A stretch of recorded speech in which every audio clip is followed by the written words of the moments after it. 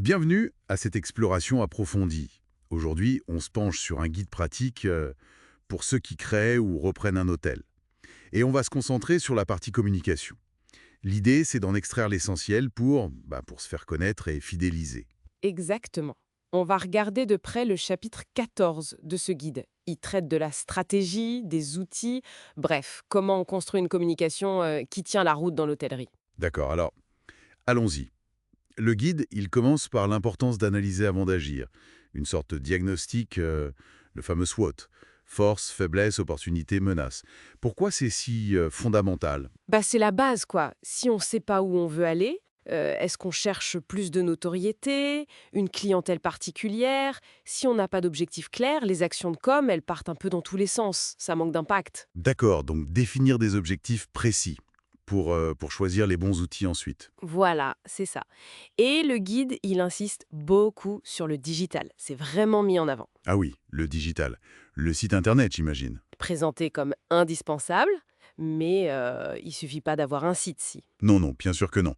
C'est bien plus. Le site, ça doit être vraiment le reflet de l'hôtel.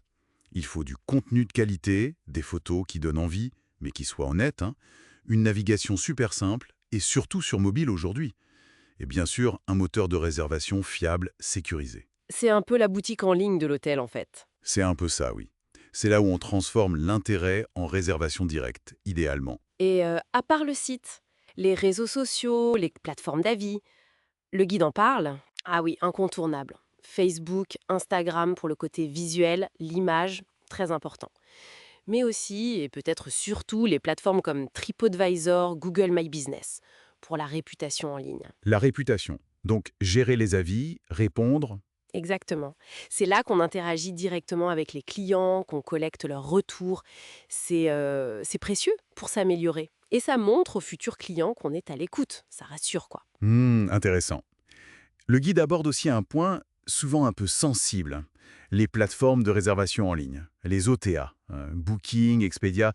Il y a une relation un peu compliquée, non? C'est tout à fait ça. D'un côté, elles apportent une visibilité énorme, beaucoup de clients potentiels, surtout au démarrage. Mais de l'autre, oui, les commissions sont importantes, ça pèse sur les marges. Donc, faut trouver un équilibre. Ben oui, l'idée c'est d'utiliser leur force de frappe pour se faire connaître, mais de tout faire pour encourager les réservations en direct. Et comment on fait ça concrètement? Le guide donne des pistes. Oui, oui. Par exemple, avoir un site web vraiment top avec une réservation facile, ça aide. Proposer peut-être un petit avantage pour la résa directe et puis former le personnel à l'accueil. Ah oui, le personnel en première ligne. Exactement. Ils peuvent transformer un client venu via une OTA en client direct pour la prochaine fois.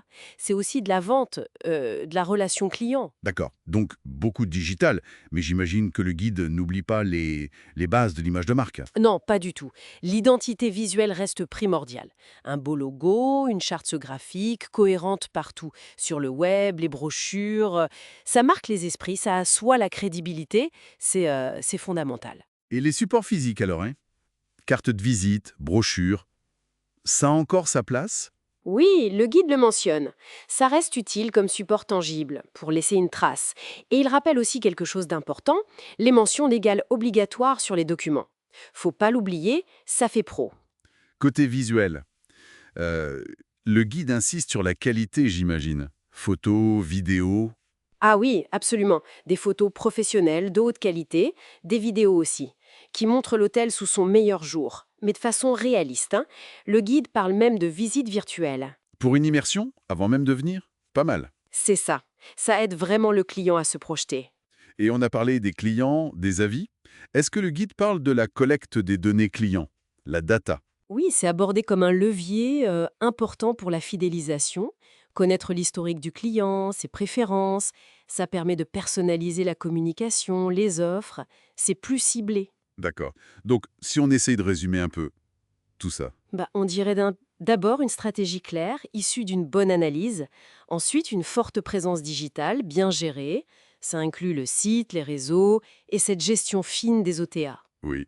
Et puis, une identité visuelle soignée, cohérente. Tout à fait.